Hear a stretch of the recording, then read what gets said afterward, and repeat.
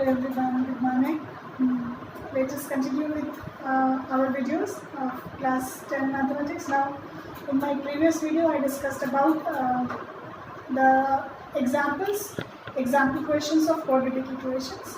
And let me remind you that I have not solved any word problems, and we will be doing word problems in the class itself if possible.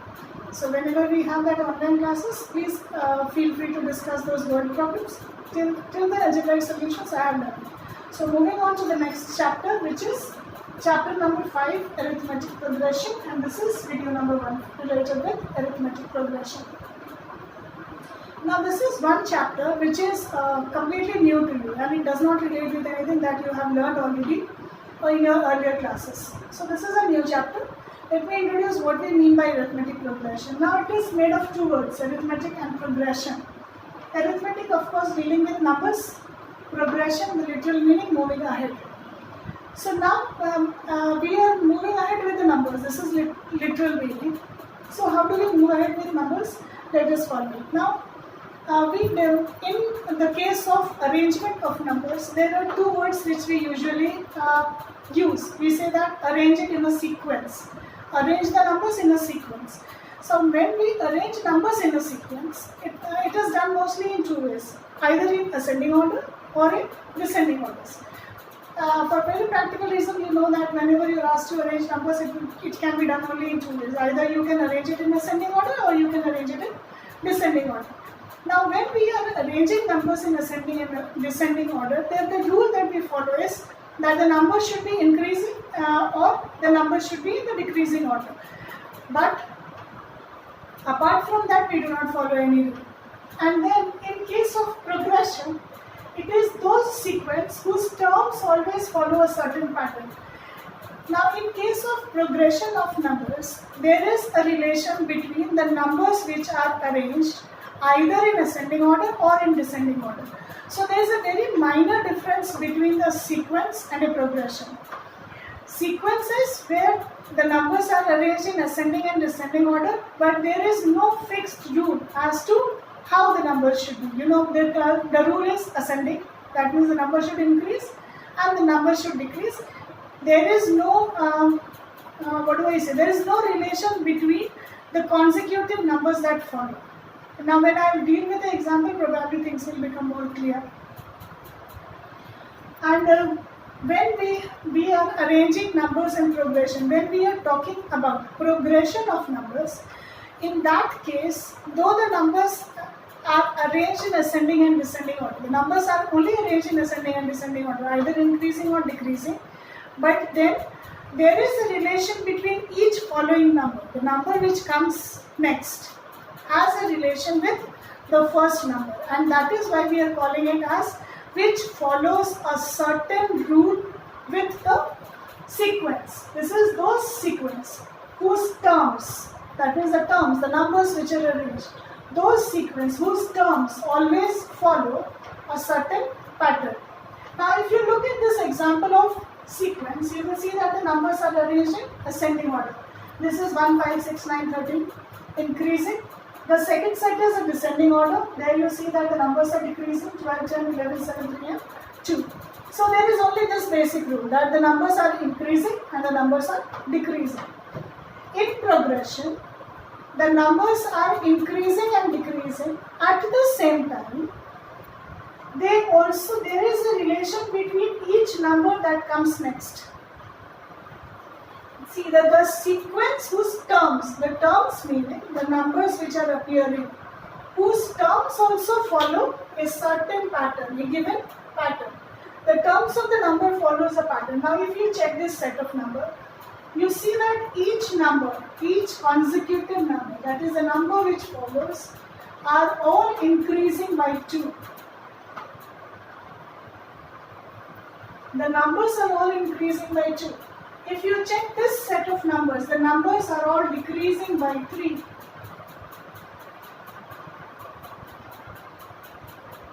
So this is the rule that is followed between the terms as well. So they either increase by a fixed value or they decrease by a fixed value. So this is the certain pattern. That means each consecutive number will increase by a given value or will decrease by a given value. The numbers will be ascending or descending, but then each term also will increase by a given value and will decrease by a given value. So there is a constant difference between two consecutive numbers. A constant difference between two consecutive numbers. You may select the first number as you choose.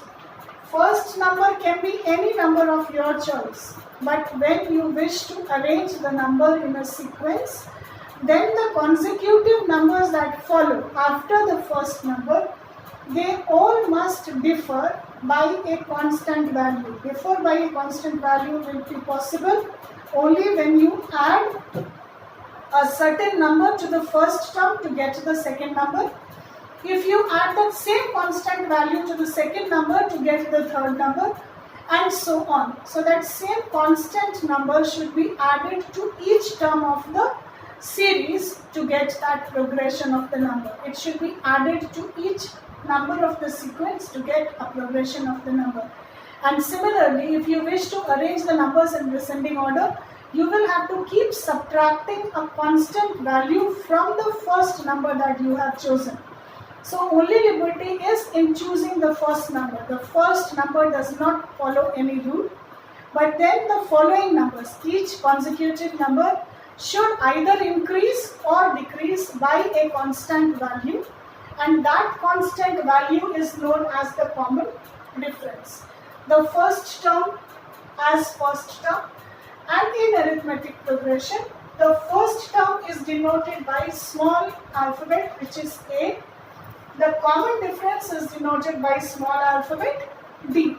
So this is notations, small a and small d for the first term and that constant value which is being added to the first number to obtain the second number. So this is what is when a constant value is added to the first number to obtain the series of number, that is called progression. Now let us understand it with a general derivation.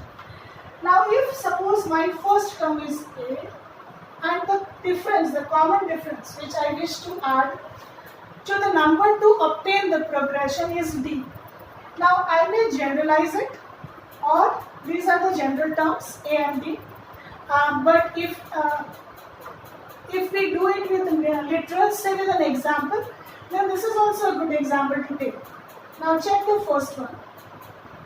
First term denoted by A, 1. Now this is equal to 2. Second term, what did I do? I added 2 to that number. So this became 4. Now third term, what happens? This is 4 plus 2, okay, which is also written as 2 plus 2. This is the second term. We added one more. We added one more 2 to get the third term, which is 6. Then for the fourth term, we add one more 2 to the third term. So what was our third term? This, and we added one more, which became 8. Now something which you see here is what is happening here.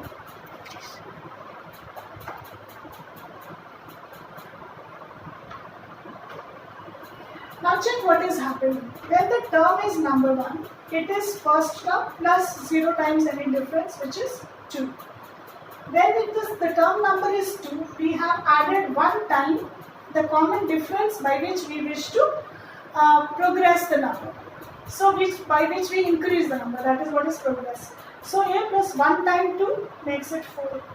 Now for the third term, what happens? We have added 2 times the common difference, which we took as 2. So 2 times the common difference, it gave us 6. When the term number is 4, the first term is 2, plus remaining 3 terms are obtained by adding 2 3 times, which is 8. So now if I take any general term, say AN, I have missed out such a term that E. Now if I have to get AN, what am I supposed to do? I am adding 2 the first term, then this is the first term. Then how many more terms are left? N minus 1, because one term is this. plus n minus 1 times 2 we have to get multiplied to get the general term, the nth term of this sequence. I don't know how many of you are following it. If you read through, now I'm going to generalize it. If you read through, probably you will understand. So now check here. The first term is A and the common difference is B. So by adding B to every consecutive term, I am trying to obtain my next term. So this is how I am trying to progress in the sequence. So here first term is A, then second term is A plus one more time D. So this is A plus 0D, this is A plus 1D, A1, A2, A3, A4, A5, these all denote term numbers. An is the general or the nth term. Now when I discuss about second term, I have added D to get the second number of the series, which is A plus 1 time D. For the third term to progress, I have to add one more term D to it. So this becomes A plus D, which is A plus 2D. Fourth term is A plus 3 times D, because this will give you the term number 3, and this is the first term. So 3 terms plus one more, 4 term. So this is the value of the fourth term. Then fifth term is A plus 4D, and so on. And this way the nth term will be A plus n minus 1 D. So the general term of any AP is An equal to A plus n minus 1 D. This is called the general term of an AP. Now,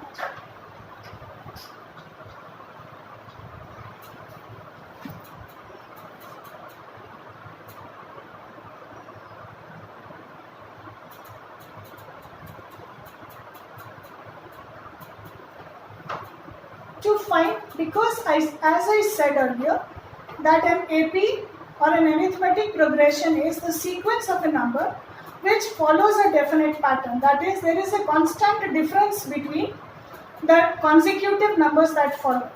So to verify, so the very first type of question that you get in this series, in this chapter, is verify whether the given set of number is an AP. So to verify whether a given set of number is an AP, we know that each term follows a fixed pattern, or each term differs by a constant value. So if in the given set of numbers, suppose I take this only, 15, 12, 9, 6, and the question is verify whether this is an AP. So this is my first term A1, this is second term A2, this is A3, and this is say A4. To verify minimum 3 terms of a sequence has to be given to verify whether the set of number is an AP or not an AP. Now 3 terms should be sufficient, any 3 terms. So in the given series, so obviously we can take the first 3 terms. If we get A2 minus A1 is equal to A3 minus A2, and if you get this equal to any constant value, and in case of AP, this constant value which we get is the common difference, is D. If I get the difference between any 2 consecutive terms equal, that is A2 minus A1 is equal to A3 minus A2, then, and both, if these are equal, then the series of numbers must be in AP, and this difference is always equal to the common difference. The difference of A2 minus A1, now check here, 12 minus 50, this is minus 3, and A3 minus A2, 9 minus 12, this is also equal to minus 3. So this value which you get, that is the common difference of the series of the number. So if the difference between 2 consecutive terms you take, that is the common difference of the series of numbers, and if for 3 terms in a series, A2 minus A1 is equal to A3 minus A2, then the series of numbers must be an AP. So this is how we can verify. As the first term we know, the common difference we can find out. So now in the next video we will be discussing about the different type of questions which are possible. This is the very first topic of arithmetic progression. So we have got three more topics to go. So we start with first topic, that is solving questions based on the general term of an AP.